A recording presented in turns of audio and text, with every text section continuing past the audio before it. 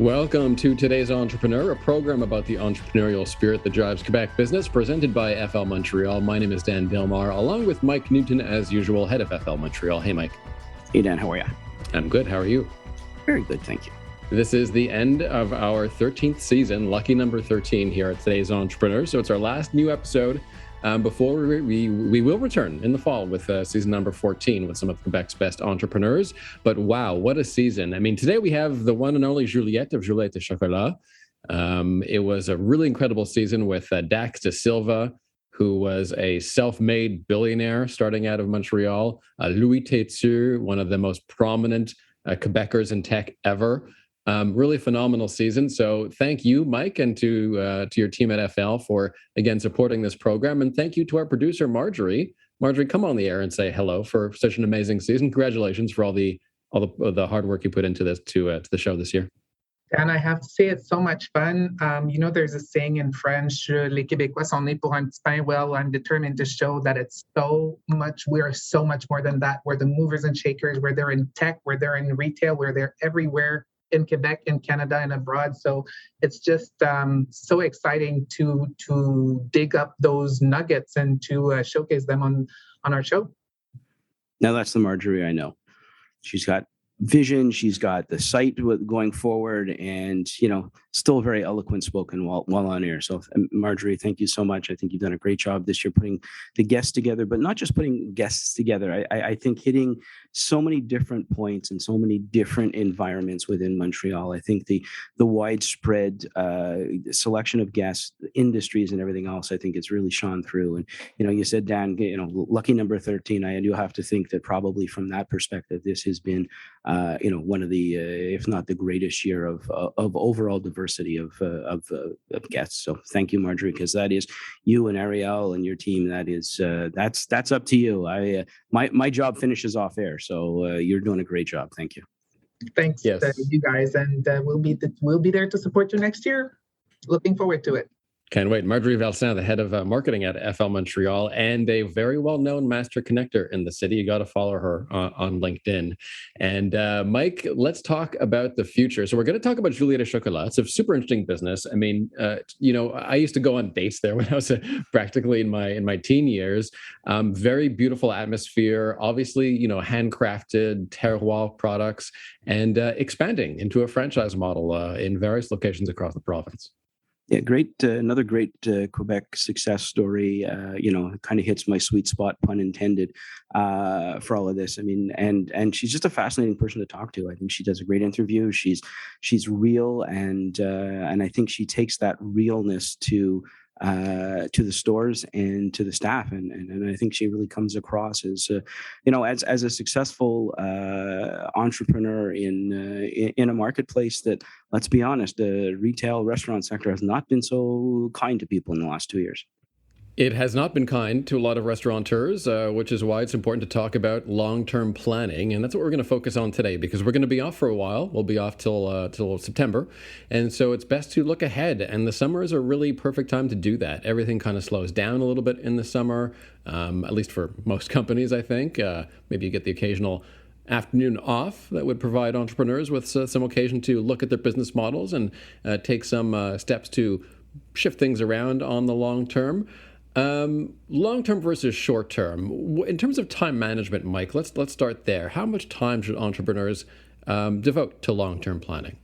Well, I think you need to build a team that never loses track on a daily basis of long-term planning. And I think the biggest mistake falls into, it's in front of us. We got to solve today's problem. I'll get to that tomorrow. Well, tomorrow is the future. And if you keep pushing it off, you're effectively creating an environment that is a constant short-term thinking world.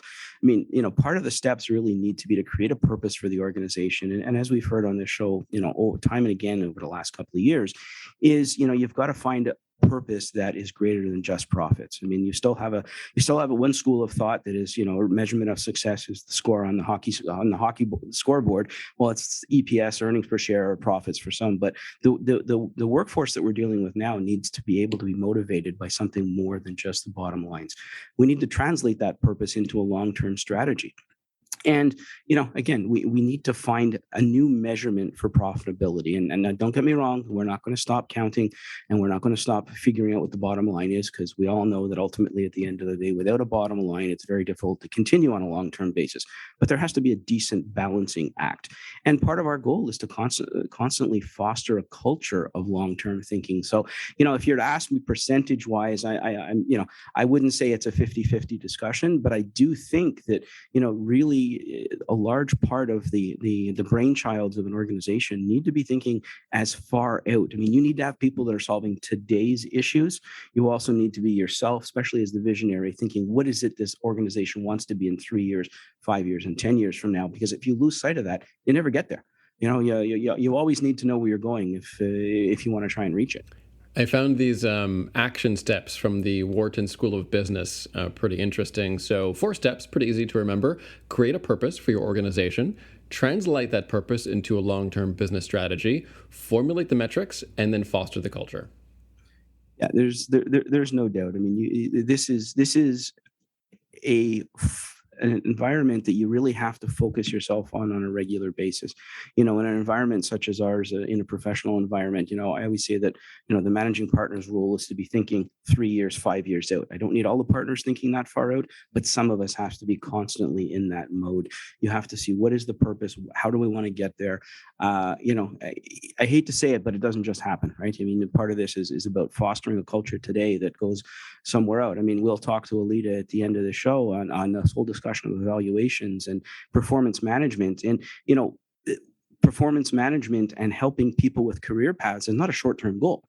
Yet, as an entrepreneur, you say, I'm missing 4 spots. I need to hire people. I don't care. Just give me bodies. Well, that goes against what that long-term is. And you need to find that balancing act between solving today's short-term pain and making sure that you're around to have more short-term pains in the future. These tips from Harvard Business Review, and in terms of keeping sight of your company's long-term vision: 1, plan based on the vision; 2, focus your experimentation; and 3, train your people. Yeah, I'm a big believer in executing and adjusting and fixing and moving forward. I think many entrepreneurs fail to recognize that there's 3 categories of risk. There is the, hey, this is moving quickly, let's try this. If it doesn't work, we can do an about face. There's those that have a bigger implication across, and then the third bin is those that put you into bankruptcy. So you better make sure that the third one you're a little more careful with. But I don't think trying things and failing and tweaking and modifying is actually a bad practice on a long-term basis. I think it creates and it fosters an environment of experimentation. And most big successes in the past have come from fumbling, making a mistake, and experimenting and trying something new. And I think people lose sight of this. We live in a culture of perfection. We live in a culture where it's not good to say you made a mistake. I completely disagree. I think you need to make mistakes in order to learn, but those are long term. Your short term is, how do you solve them when they come up? And I think that needs an equal exercise in execution, that if you go left and you need to go right, don't let your ego get in the way. Make sure you do what you need to do in order to succeed, and not say, no, I chose this and we're sticking to it till the end. It can be a discouraging time for entrepreneurs, the pandemic, obviously, especially if you're in certain industries like the restaurant industry. Supply chain shortages, global conflict, it goes on and on. What would you say to entrepreneurs who do feel discouraged and are saying, well, what's the point of even long-term planning if we can't predict anything? Well, I think that has become the role that we now take in entrepreneurs. It is, being an entrepreneur by its very nature was delving into uncertainty. So if you go back to the roots of what an entrepreneur is, it is not knowing what the success is going to be. It's learning every day. It's modifying behavior. And I think what we've now done is we've probably hit an enlightenment period where you can look at this and say, well, there's no point because I don't know what tomorrow is going to bring. Or you can look at it and say, hey, there's an opportunity to do something different, to differentiate myself or differentiate ourselves as an organization, and take this as, well, nobody really knows what's next. So let's lead what's next as opposed to what's follow. And, one of the things from an entrepreneurial side that is very sad to see is, just kind of following the bandwagon at the end of the day. You hop on the bandwagon, you say, hey, well, we've been doing this for 10 years. Let's continue to do it for 10 years. We all need an opportunity. And I do think that, despite the negativity that's come out of the pandemic, I think this is a huge opportunity for a lot of people to really look down the road and say, hey, what I'm doing has a benefit, but I better find a bit different way to do it. Isn't this, though, a really great time to experiment? That's what I've been doing. I mean, we've been experimenting with a couple different services that maybe under normal circumstances we wouldn't be experimenting with. I totally agree. What you've got now is you got an excuse to try something, and if it doesn't work, then you say, hey, it didn't work because of the pandemic, or it didn't work because they didn't have enough people, or whatever the case is. But you gain kudos for trying something different, which to me is huge. Okay. And I think if you sit back and you just wait for it to happen, it's not going to happen. I mean, I think, if you look at ups and downs in the economy, we've gotten very complacent in periods. And every once in a while we need things, and usually that's just purely an economic disaster that happens. Unfortunately, this time we've got a humane disaster when in COVID. So it's come with some negativity environmentally. I think there's a huge profitability, and I don't mean that in dollars, but in ways that you express the success of what's going forward. So yeah, I see this as a huge opportune time, like at the beginning of, I mean, I don't want to call it the technological revolution or the industrial revolution, but there's certainly a change in mindset that can go a long way right now. We are looking to expand, and I found that the one thing that is making long-term planning most difficult for me, out of all of the uncertainty that's out there, is the labor shortage. Like, if there's one thing I think as an entrepreneur that's been the most unexpected challenge for me in the last year, it's that. Well, Dan, I'm going to agree with you, but I'm also going to say that this has been an accelerator on the staffing issues. We were walking into the pandemic with problems. We had a workforce that was changing the way that they saw the future, changing the way that they had placed themselves in the marketplace. Have had a big gap between old school thinking and new school thinking. So while I agree that this is a short-term issue, I think from a long-term perspective, there's a lot of positivity from what we're battling right now. And again, you're going to say to me, well, I got to stay solvent until such time as that comes around. And I'm going to say to you, well, you better find a way to do things differently. But staffing is definitely a major obstacle right now. And I think that that's because most people have reevaluated philosophically what they want to do in life and what's important. And I got to tell you, I don't think they figured it out yet. So, where every day you want to say, nobody wants to come to work, they want to stay home and collect their $300 and play video games. The reality is I think they're still trying to find themselves as we would in many other circumstances. But yeah, we're not out of the woods. And don't get me wrong, it's not a warm and fuzzy employment market right now. So despite the fact that long-term planning is always a challenge to get to for entrepreneurs, you can't let the short-term go either. So Mike, before we bring in Juliette, just some advice in terms of balancing the short and the long term. I mean, the short term, should that make up, what, 3/4 of a entrepreneur's planning time? I would say it depends on the circumstances. I wouldn't want to put, being a numbers guy, you'd think I'd want to, but I wouldn't want to put a number on that because I think it's circumstantial. I think it depends on the industry you're in. I think it depends on the culture you've built. I think it depends on how you see things. I mean, a lot of people will tell you that it's been 2 years of crisis management. And, crisis management is certainly not conducive to long-term planning and long-term thinking.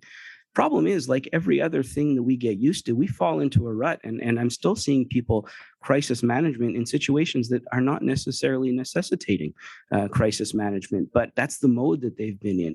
So I think people need to consciously take themselves out of the short-term scenario right now and start looking long-term if they want to be there on a long-term basis. And yes, we are far from, inflation is creeping up, cost of everything's gone up, we're in a talent shortage.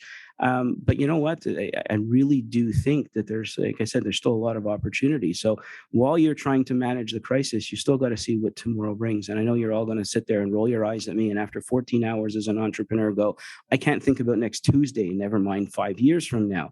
I think that you need to find some way to bring that into planning. And I think a lot of that goes in the way you deal with culture, Dan. I think that the way you deal with your team and the way that you can impress upon people to think long term, I think you get that momentum from the people with you. If all people are worried about is till 5 o'clock when they go home, you're going to have a much harder time trying to get idea generation out of them. And you know what? This is a good time. There's a lot of people with a lot of really good ideas. And as you said, you asked me the question before, now's an opportunity to try something that might be out of the box that you can probably get away with that maybe under times of certainty you couldn't get away with. And it's time to get to our guest. You know where you love her, or at least you love the business, Juliette Chocolat. And Juliette is here, Juliette Brun, the founder. Hello, Juliette. Welcome to CJAD. Well, thank you for having me. And hello. Very nice to be here today. First, I mean, we all know what Juliette Chocolat is, of course. I mean, I can remember taking my first girlfriend there on dates at your landmark Outremont location, which was always so beautiful and pleasant. But for those that don't know, I mean, for the couple people out there, what is Juliette Chocolat? So Juliette Chocolat, I would describe it as the paradise for any chocolate lover and sweet lover. It's really anything you could think of surrounding chocolate. So all sorts of goodies, from melted fondue to pastries to gifts to bring home. Chocolate on crepes, chocolate in salads. We even use our chocolate in a chocolate vinaigrette. So the idea is, how far can we push chocolate, and how creative can we be with it? So if Vegas is the Disneyland for adults, then I guess Juliette Chocolat is the Disneyland for chocolate lovers and sweets. How did you get started? What drove you in this direction? How did you come up with the idea? Well, I have to say, I have a extreme sweet tooth, so I never finish a meal without a dessert. You have to know that about me. I go to the restaurant, I pick my dessert, and then I pick my meal. So I know that I need to finish on something spectacular to make sure that my dinner is completely marvelous. And so I think when I was considering opening a business, it was a lot of the time around food. I mean, I love food in general, and a lot of it was around sweet food. And I have to say, when I opened Juliette Chocolat, it was we actually had a lot of coffee shops popping over everywhere in Montreal. We had Starbucks coming in. We had like Second Cup, Presse Café. Anyways, any type of coffee places you could think of, they were all around the streets. And so I was thinking, I love the concept because it was so simple and so streamlined. But I was like, I think there's a way to do something similar, but with chocolate, because it wasn't something very common. And actually, when I went into stores, I don't drink coffee myself. I'm naturally very happy and excited every day. So I don't need extra coffee to keep me awake, but I do drink hot chocolate. And so I was like, where's the hot chocolate in Montreal? I mean, it's 6 months of the year. Today it's snowing. I mean, you never know what's coming up in Montreal, and having a hot chocolate always helps. And I couldn't find one. So the idea was around, okay, let's do the same thing Starbucks did, but with chocolate. So we started with the hot chocolates and then kind of expanded on everything else. But you've taken this much more than just chocolate. I mean, I'm sitting here, looking at the website, and I made the big mistake of going to your blog, and all I can see is, everything from, sundaes to, Easter treats to brioches. I mean, you took the idea of chocolate, and I guess the simplistic side is you use chocolate. The not so simplistic side is you use chocolate in everything. How did you come up with the palette? How did you come up with such a vast array of servings?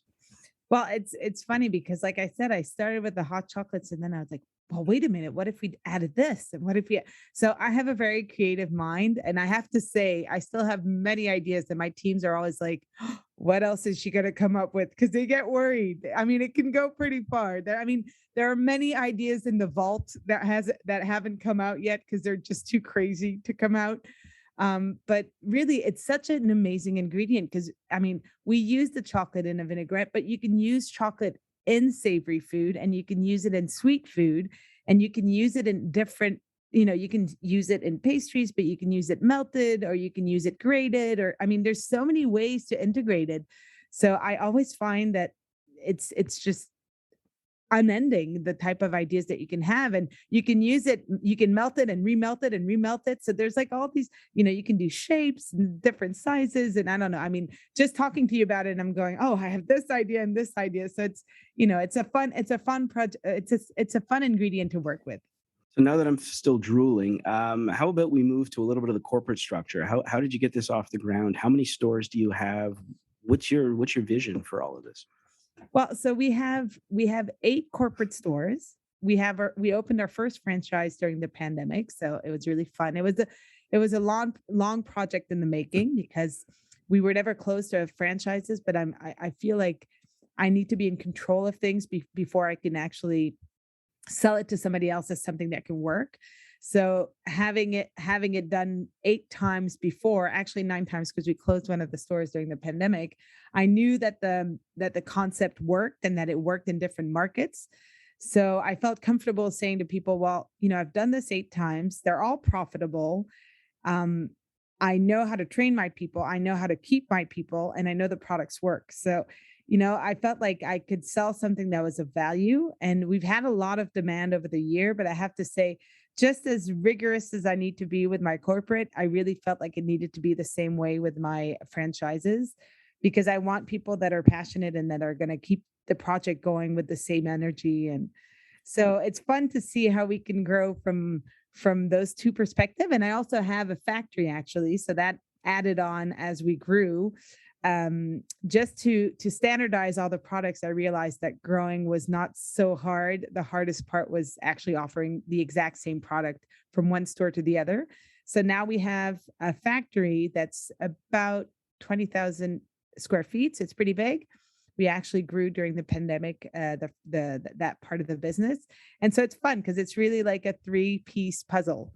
The conversion from corporate to franchise is, I guess, on a good day, a challenge, and especially for somebody who likes to be a control freak in the process. What were your biggest obstacles, converting away from having full control, and how much of that full control did you put into setting up the franchise? Well, I guess it's really picking the right people, because I actually work exactly the same way with my managers. I always tell them it's your stores. It's not my stores, it's their stores. So I tried, I mean, we work very much as a team. That's the way that I've always worked with the people that are supporting me in the business. So every idea is run through a lot of people, and everybody kind of gives their feedback. And so they all feel like, their input is really put to good use. So you feel like you're invested into something that's, yours as well. So it's the same way with my franchise. I mean, we talk to them regularly. They give us ideas, and I feel like it just needs to be like a real team building effort. So that's how I feel that I want to proceed with the next franchises, is to really pick people that are on the same wavelength and want to work the same way. How do you determine where you want the next franchise to be? Well, you know what I'll say? I'll pick the person over the place. Okay. So, I mean, I think that the concept works for Canada at least, and I think it could work in many other countries. Seeing the return, I mean, we have a lot of people that actually come to Montreal to try our stores and leave and go, we want to open in our country. So I feel like it could work probably everywhere, because nine people out of 10 love chocolate, and the 10th person is lying. So I feel like That's like a marketing scheme. Yeah. So no, I have to say that really the place doesn't really bother me as long as I have a good partner. 10, 20 years ago, I couldn't really think of a chocolate franchise in Quebec. Now there are several. Is imitation a form of flattery, Juliette? I think so. And I think it's actually great because it keeps us on our toes. I don't like feeling comfortable. I feel that when you feel comfortable, you stop growing. And so, when my teams are stressed, or when you have to keep on performing, and it's exciting because that's why you get into business, is to kind of see how far you can take things and how resilient you can be. So, I mean, I feel like it's important. I grew up in the States, so I feel like it's something that you're really brought up with as well. Like in the States, like you have a lot of competition, but the best survive. So it's for me, it's something that's very motivating. And I always push my teams to see it the same way so that, you're not a winner if you're the only one. You're just, the only one. But if you're on top, when you have a lot of people, underneath, then it's extremely motivating. So The prices of everything really are going up. There are supply shortages issues with cocoa, with your essential product. How have you overcome that? And how have you been dealing with the supply chain issue that's affecting every industry? well, it's definitely been the challenge. We've had to adjust the way we work. Buying more, I mean, just having more stock, which is something that we've never done. But right now, we just cannot have shortage of chocolate, which is our main ingredient. So thank God we have very good partnerships with our suppliers. So, and I think it's also part of like strategy is to really work with people that, are going to support you through your growth. So we've always kept excellent relationship with our suppliers. And so they know that, if we want to keep that relationship, they have to be able to support us. So thank God, since we have such huge quantities, we have priority over the ones that have less. But I've had to go to like multiple Costco's to get like all sorts of chocolate. My car was like almost touching the ground because it was so heavy with chocolate, and people were laughing. They were like, "Is this for your family?" And I said, "No, I have a lot of kids, but I'm not going to be eating all that chocolate." So, I mean, we have to kind of cope. But the idea is, I mean, just like anything else, you have to kind of adjust. So the new menu, we're working on also items without chocolate in order to compensate for maybe a short supply if it were to happen.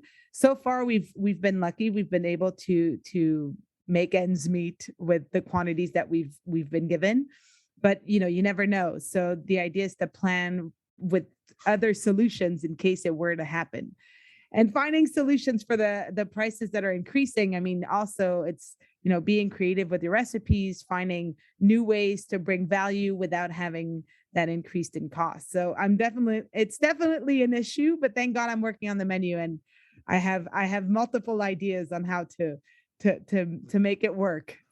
Well, the other part of the other side of the coin, I guess, on the COVID side is the Great Resignation discussion and people issues. You're in a client facing, people facing environment every day. It's hard to get. Everybody complains about staffing. They complain about the prices. You hear stories of $30 for a dishwasher an hour to downtown in restaurants. How do you feel with the pandemic has affected your staffing, and has your culture been relatively bulletproof in order to keep people?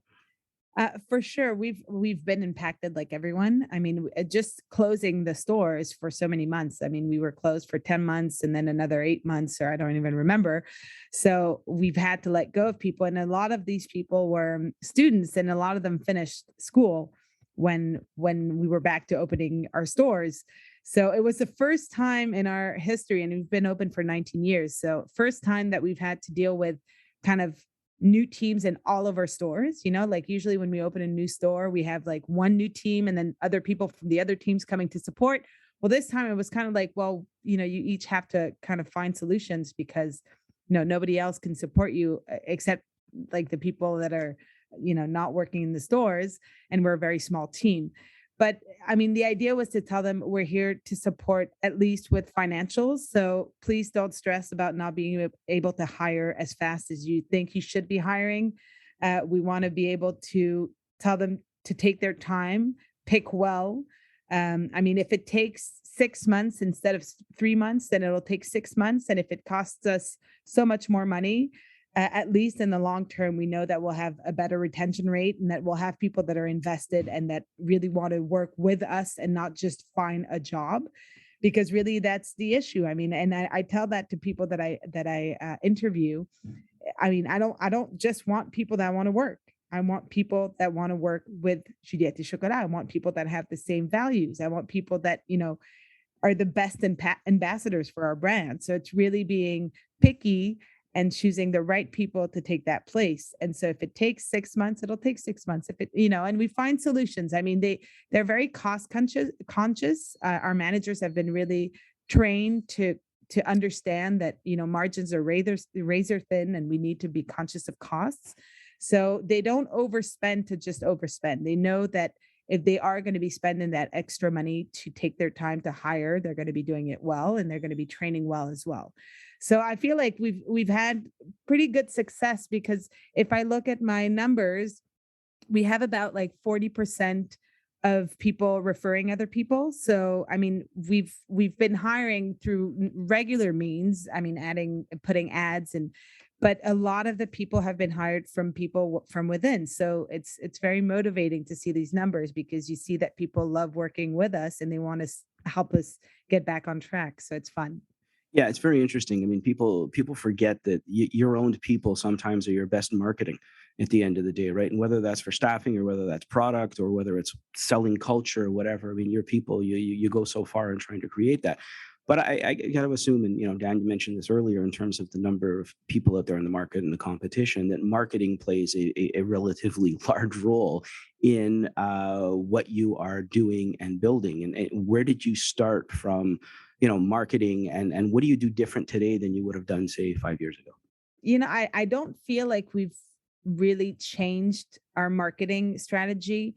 We do, I mean, we do targeted ads, but I feel like it's a lot of word of mouth that has worked for us in the past. And so we try to keep that concept of having people refer us to other people, whether it be for staffing or even just for customers. I mean, there's no better. You can pay for people to like support your products, but how, is it really sincere and honest, or is it just because they're paid to do it?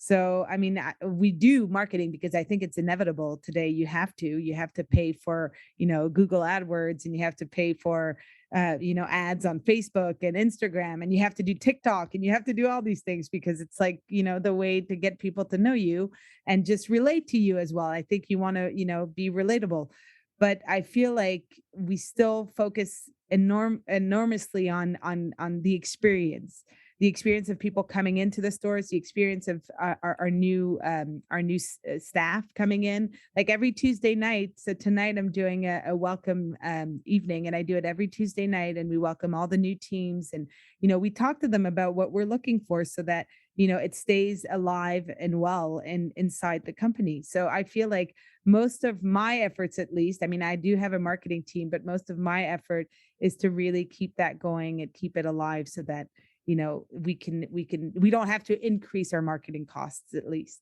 There is also sort of your spaces and the location and the prominence of some of the locations. I'm thinking about the Saint Laurent store. I remember when that opened. I mean, that was hopping, people coming back from restaurants and clubs and all that and getting their dessert. What was the pressure like in terms of that location? Probably very expensive, very high pressure. Tell me about that experience. So that store, I mean, we were not expecting such a crazy opening. It was intense. It was so intense. I mean, we actually opened a week before Valentine's Day, which was crazy, because Valentine's Day for us is the busiest weekend. And so we opened, and we had lines out the door and across the street, and it was just, and we had only new people working. So, we weren't properly staffed for having so many people for an opening.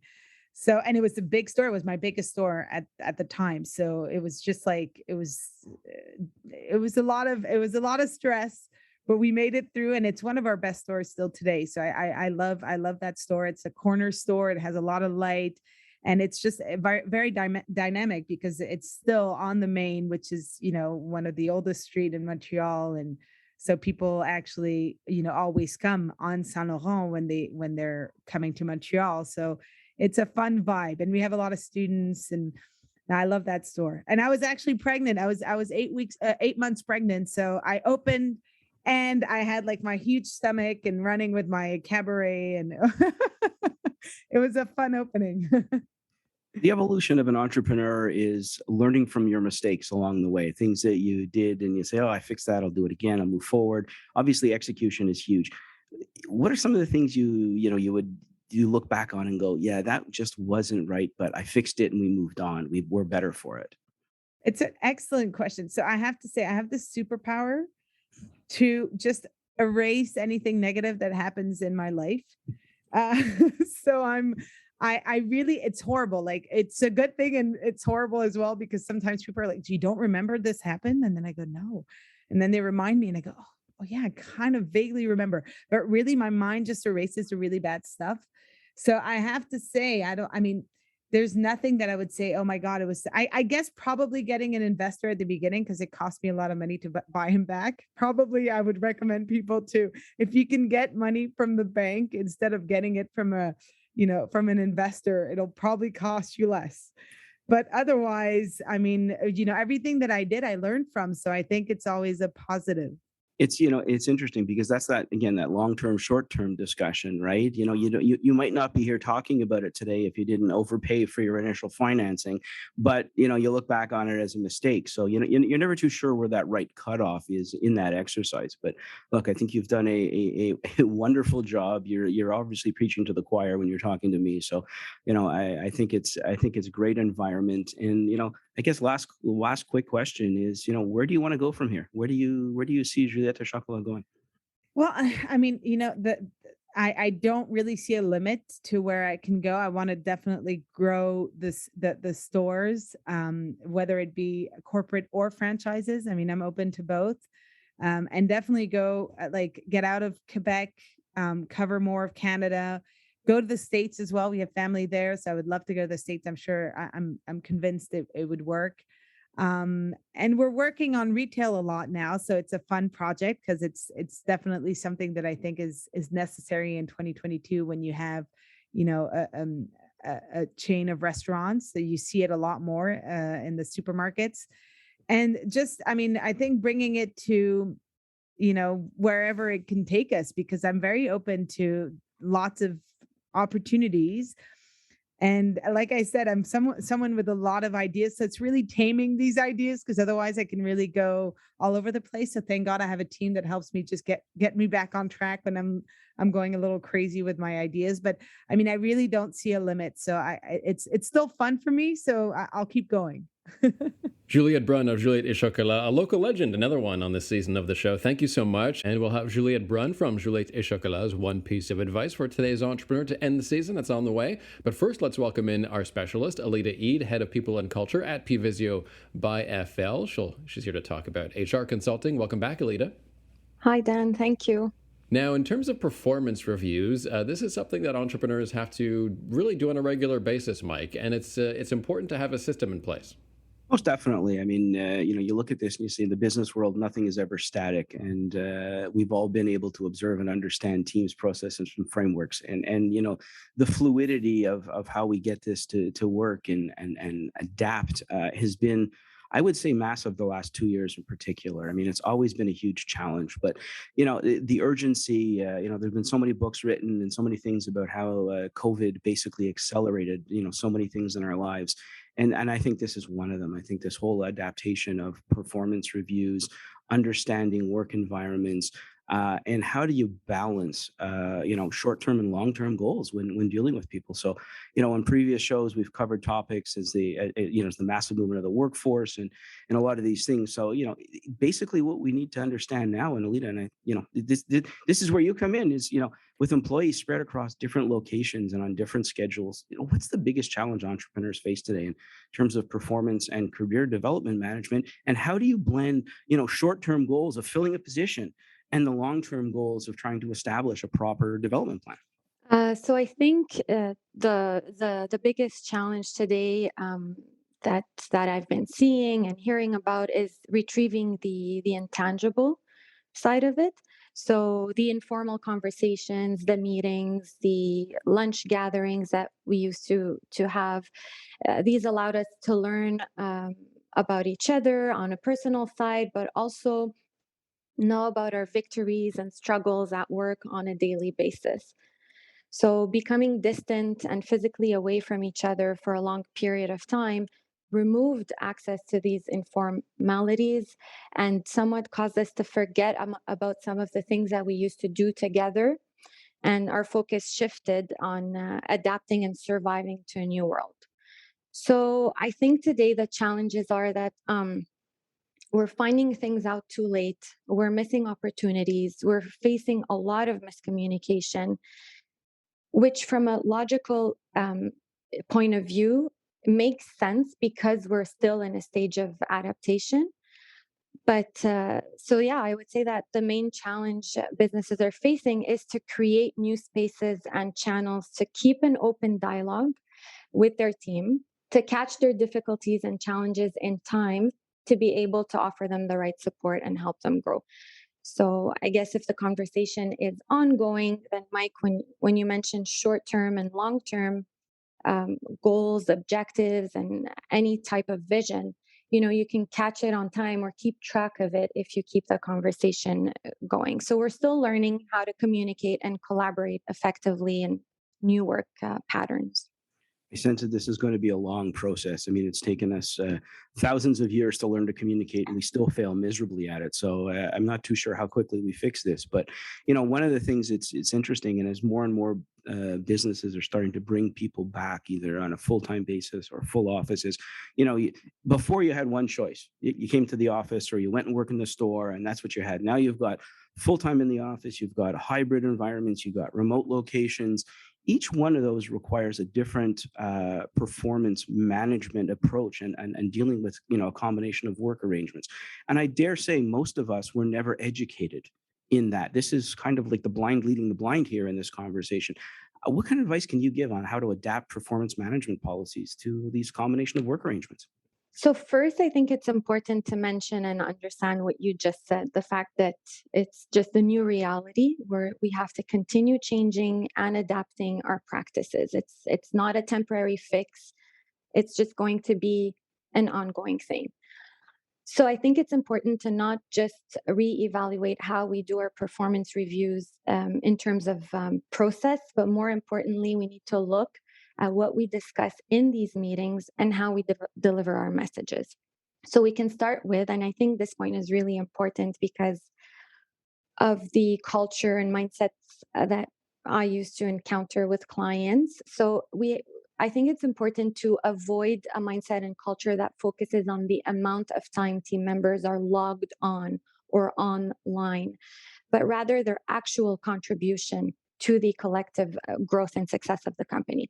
So before becoming completely remote or hybrid, I, I used to see owners and entrepreneurs that were very comfortable when they saw the team member at work at their desk. Now, they don't know if they're working effectively, efficiently, but the fact that they were there sitting at their desk and looked like they were working was somewhat their comfort zone of saying, okay, performance is there.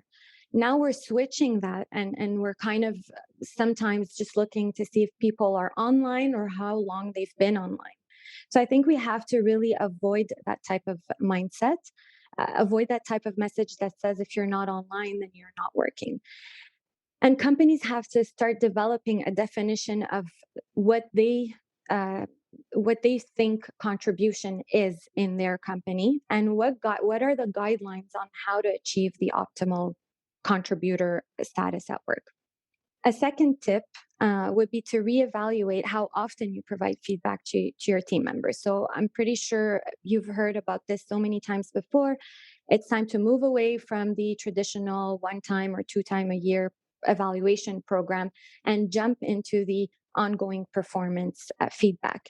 So yes, that is a great tip, but it's up to you to sit down and determine what channels do you want to use to keep that conversation going. So for example, you can put in place mentoring programs. You can offer in-house or external coaching, consistent check-ins. And then what you need to do is you need to have someone, and often it'll be the HR team or the HR department that's kind of overseeing that these conversations are actually happening, and try to see what kind of links or patterns exist between these type of communications. And these channels, with the help of HR, can be designed to make the most of the conversation. So, for example, and that's very important. How do you ensure that all parties, whether it's the team member or the manager, are committed and accountable to the conversation and to the outcome of it and the in-betweens. So, you can have exercises in between these conversations. So, talking about your top 3 accomplishments, and how they link to the organization's purpose, the challenges that they're facing to meet their goals, and the steps that they want to take to address those challenges. And the role of the managers is to help and empower their teams throughout the process. Not that long ago, Alita, that was considered fluff by a lot of managers and owners.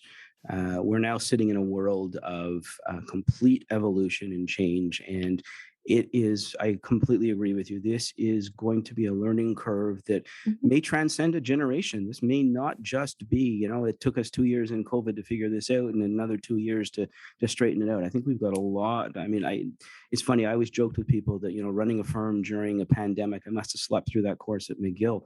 Well, the reality is I got to think that curriculums going forward in the universities are largely going to focus on what is fallen out of all of this. And I think there's some big changes to come. And I think those firms that get it right are going to be so far ahead of everybody else. So thank you so much for that. Absolutely. Alita Eid, Head of People and Culture at P-Visio by FL Montreal. Thanks so much. And as we end the show, let's turn to Juliette of Juliette Chocolat and ask her for her one piece of advice for today's entrepreneur, please. So I would probably have to say to just start somewhere. Start anything, but just start. I find that we always kind of, push back. It has to be perfect. It has to be at the right time. It has to be, and really it doesn't have to be anything. You can really just start with tiny, and do it one step at a time. Many of the success stories that we hear today took time to become a success story. It's not overnight. It doesn't just happen because all of a sudden you came up with this amazing plan that just worked, as you started it. A lot of them started in their basements or in their car garage or whatever, like you don't need to have everything down to the T for it to work. And Juliette Chocolat was a lot of, bumps on the road. It wasn't perfect. There's stuff.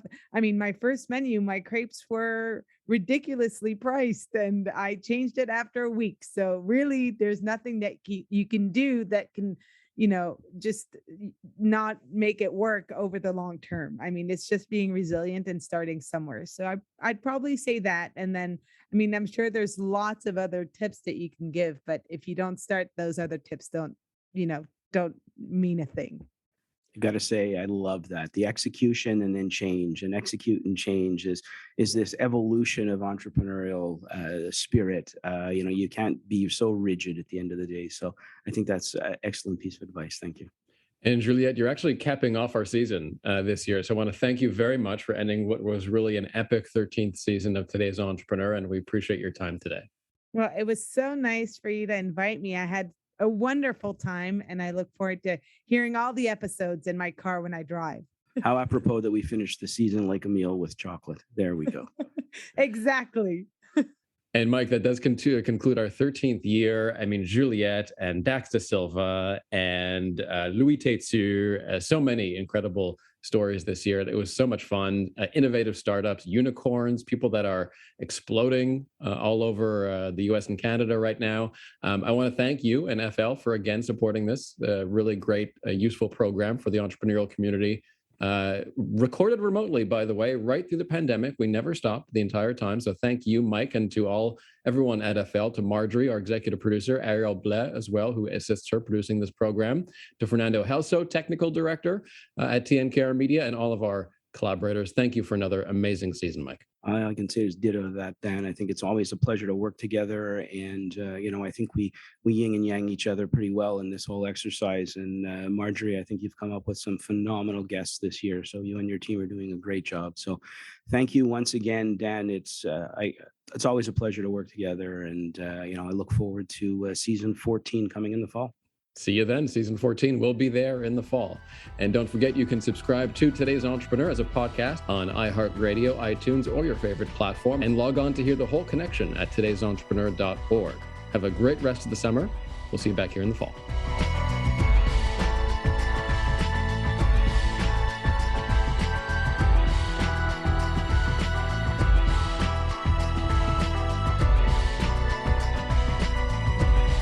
This has been a production of TNKR Media. Good talk.